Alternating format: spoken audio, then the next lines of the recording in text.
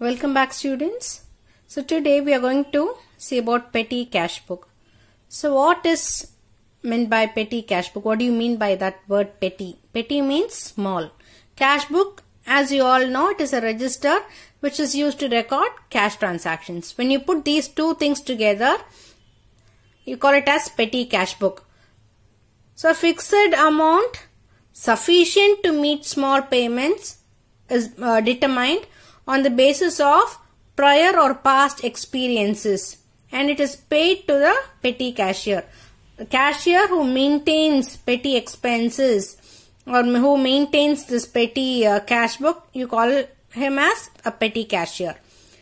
So this amount which is being determined on the prior or previous past experiences is paid to the petty cashier on the first day of the period. So it can be for a week or for a month or for a fortnight, 15 days, right? So small, for example, all of you know that your father is the head of the family. Say for example, your mom is asking him some amount, say around 2000 rupees for provisions and vegetables, grocery items. So your father will ask her to report back after meeting out these small expenses. So your mother, she spends money from that 2000. At the end of that week,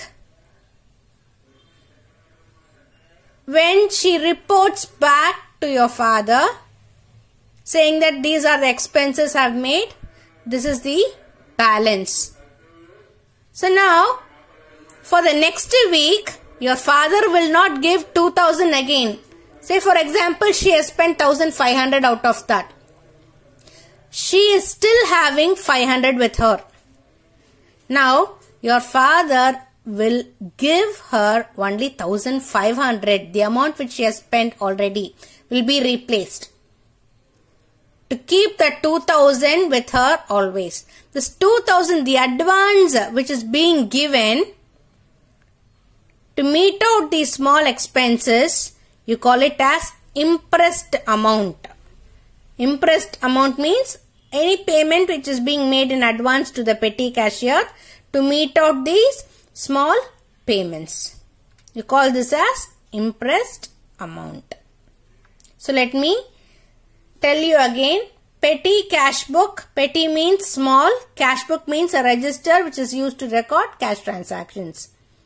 So a fixed sufficient amount to meet the small payments will be determined on the basis of prior or past experiences. So they will first determine the sufficient amount to meet these small payments. And that amount will be paid to the petty cashier on the first day of the period. It can either, you can maintain this petty register on a weekly basis or for fortnight, 15 days. Or it can be on monthly basis. Right? So on the first day, if it is weekly, means the first day of the week, that amount will be paid to the petty cashier. And he will use that amount to meet the small payments. At the end of the week, he will check the remaining balance, cash balance, closing balance of cash. And how much he has spent out of that will be replaced again at the beginning of the next week or the next month, or how you are maintaining the account. It can be on a weekly basis or for a fortnight or on monthly basis. So the initial amount which is being given to the petty cashier, you call that as impressed amount. Impressed means the payment which is made in advance, money which is given to the petty cashier in advance at the beginning of that period, you call it as imprest. Able to understand? So under the system, the total cash never exceeds the imprest at any time during the period. So as I told you, the previous example, your father has given the 2000 as initial amount. For the first week, your mother has spent 1500. So when she asks him for the next week, he will give only the amount which she has spent already. So 1500 has been spent. He will only give 1500 in order to keep that imprest of 2000. Already the remaining cash balance is available. 500 is still with her. So he will give only 1500. The amount which she has actually spent will be replaced. Able to understand? So at any point of time, there will be an effective control over petty payments. So the main cashier, if he thinks that petty cashier spends too much on everyday business activities, he will watch over this through the imprest money. So always he will have a control. So there is no scope for the petty cashier to spend more beyond that imprest amount. Able to understand? So this imprest money is determined on the basis of previous or prior or past experiences. So sufficient amount will be determined as the imprest amount. So it won't exceed beyond that. So this is one of the major advantages of this petty cash book. So you will have effective control over petty payments. So the second advantage is that it is time saving for the head or the main cashier. So you will be having a separate register to maintain these petty expenses. So you have a separate person for it called as petty cashier. So head cashier can save lot of time. So he need not involve himself too much to maintain these small expenses. So it is divided. The workload has been shared by the petty cashier. So it is time saving for the head cashier. Then cash book is not loaded with petty payments. So we have a separate petty cash book to deal with these petty payments, small payments. So cash book is not loaded. And it is easier to post entries. So posting of entries is also made simple and easy. So these are the advantages of petty cash book. So next topic is types of petty cash book. So petty cash book can be a simple petty cash book which resembles a simple single column cash book. It is just like that. But the columns may vary. The second one is analytical petty cash book. So we will be following only this analytical petty cash book. So each and every expense will come under a different head. For example, postage, stationery, all transportation of goods comes under carriage. Then commutation of people, that comes under travelling expenses. Then you have refreshments, sundries. So if any expense which doesn't fit into any of the other categories come under sundries. All miscellaneous expenditure comes under sundries. Then personal account. So these are the columns given in the analytical petty cash book. Now let us look into the format of the analytical petty cash book. As I told you earlier, now we are going to look into the format of analytical petty cash book. The first column on the debit side you have the receipts. So only under this receipt you will be writing the impressed amount which is being received from the head cashier. So this will be the drawdown balance of cash in the petty cash book. The CBFN stands for cash book folio number. So again it is a reference number column. Then you have the date. Then comes the particulars. So only here you will be writing all those stuff. Then VN stands for voucher number. Then total payments. So under this total payment you will first fill in the particular column and then you will write the amount in the total payment. Then comes, if it is a postage expense, you have to write under postage. If it comes under stationery, you will be writing under stationery. So as I told you, carriage is the transportation charge for transporting the goods. So all those transportation of goods comes under carriage. Then commutation of people. Sales executives may commute from one place to another and that will be added with the traveling expenses of the staff. Right? Then refreshments like tea, lunch, all those items comes under refreshment. Sundries. If any expense doesn't fit under these categories, as I told you, like miscellaneous expenses comes under sundries. Then comes the personal account.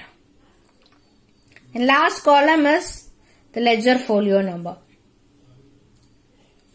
So this is the format of analytical petty cash book. Now let me show you with an example of how to post those entries in the petty cash book and balance. So now let us look into this illustration. So prepare analytical petty cash book from the following information on the impressed system. So on 2017, 1st of January, receipt for petty cash 500. So this is the initial amount. The head cashier has given rupees 500. We have to meet out these expenses using this amount.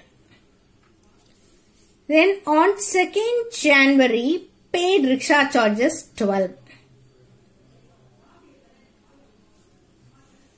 So the rickshaw charges, it is a payment. You have made a payment. So the first item, receipt for petty cash, you will be writing 1st January, you will write to cash in the particular column and write 500 in the receipt column. First, let us read out the question and then we will move on to the solution. So, paid rickshaw charges 5 rupees, then paid cartage 12.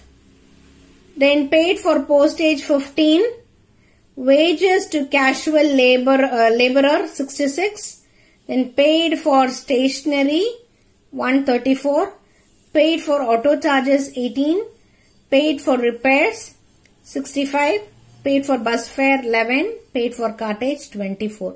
Now they have asked us to prepare an analytical petty cash book with these information.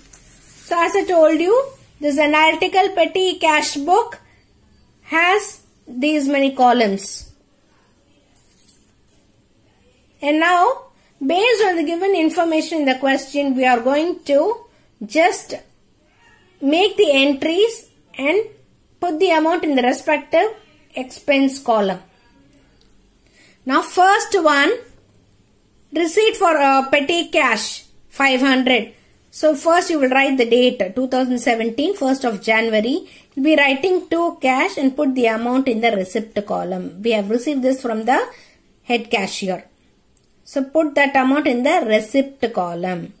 And from 2nd January paid rickshaw charges. So you will be writing, as you all know, all the expenses will be debit. So when you make a payment for conveyance, expense will be debited, cash is going out. Right? So when you post this in the ledger, all those expenses will come on the credit side by. Able to understand? So by conveyance, or when you write the expenses, you will use by.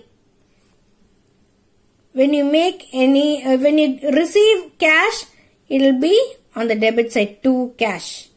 That's why we are putting on the debit side receipt 500. Now all these amounts comes on the credit side. Payments. So, hope you all remember the single column cash book where you have the receipts on the debit side, payments on the credit side. The same here, but we are using different columns for different expenses. That's the difference. Able to understand? So now by conveyance. So paid paid rickshaw charges.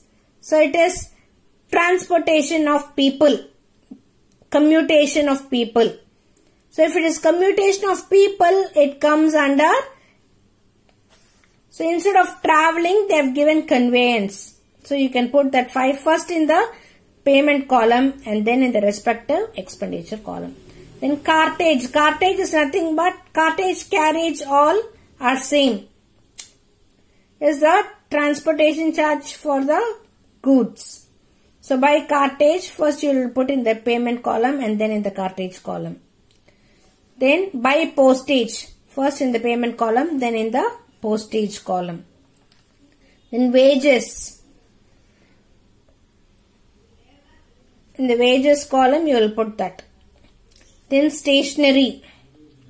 First in the payment column, then in the stationery column. Again, conveyance, rickshaw charge. So you have that this one, auto charges. Auto charges comes under conveyance. Then by repairs. Here we didn't open a separate head for repairs. That's why we are putting this under sundries. If you open repairs and maintenance separately, you can put under that column. It's not wrong.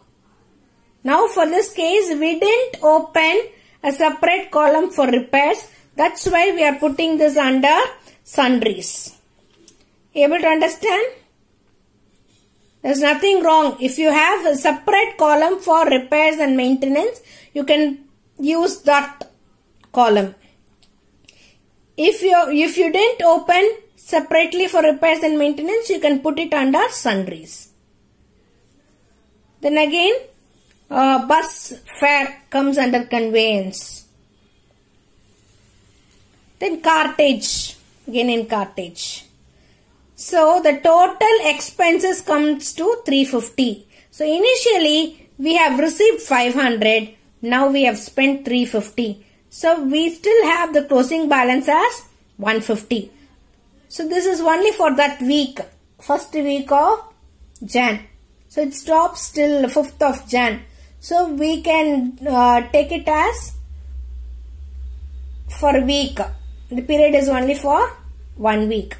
So on 6th of Jan, you are closing the book. By balance carry down, you have that 150 remaining cash balance.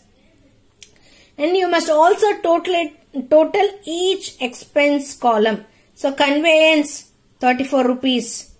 So for a week, we have spent 34 rupees for conveyance, and for cartage 36. For stationery we have spent 134. For postage we have spent 15. For wages 66. For sundries 65. So when you add up all these things, 34 plus 36 plus 134 plus 15 plus 66 plus 65, everything comes to 350.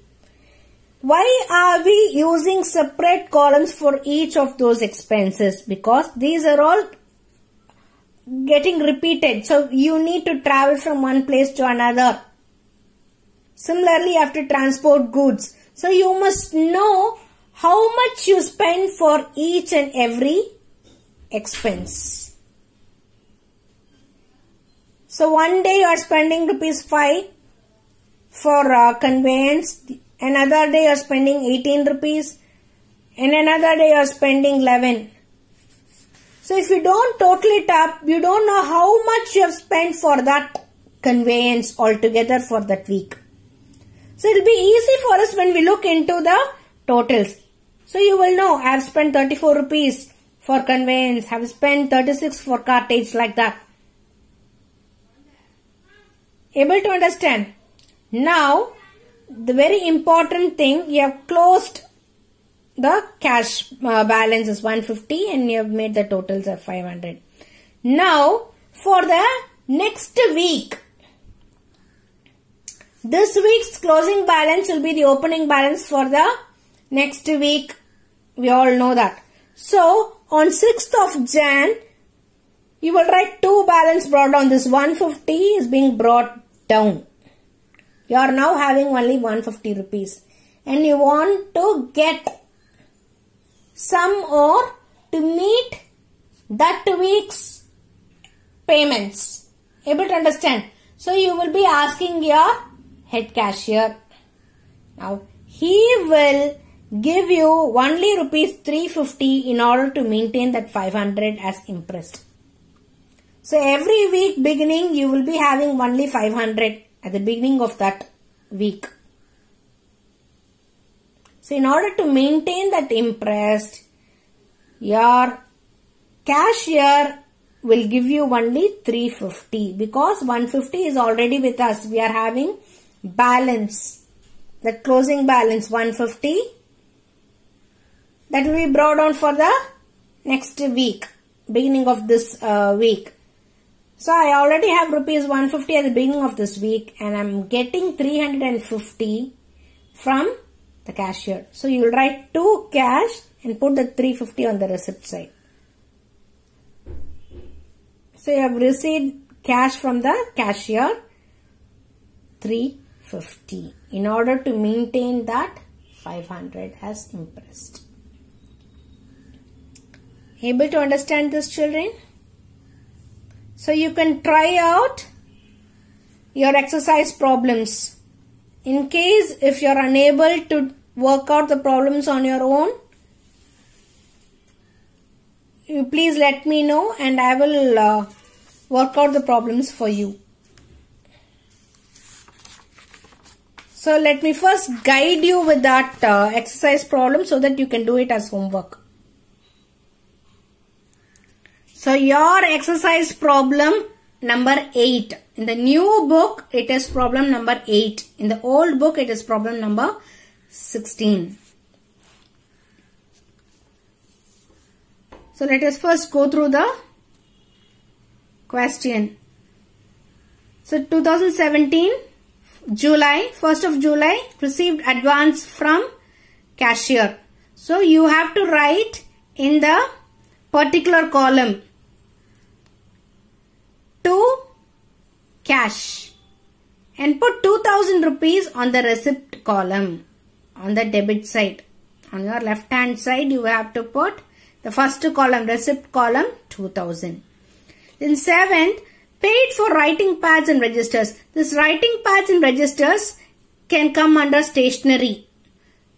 So before you start working out the problem, you must first read the question and you must know where each and every item has to be placed in which expense column.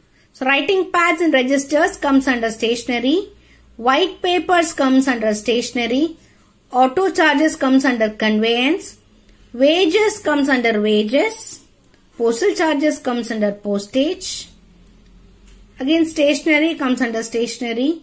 Tea expenses can either come under refreshment, or if you didn't open refreshment, you can put it under sundries, no problem. And speed post comes under postage. Then refreshment. So if you open refreshment separately, it's well and good. You can put the tea expenses and refreshment expenses under that. If you are not opening separately for refreshment, you can put that under sundries, no problem.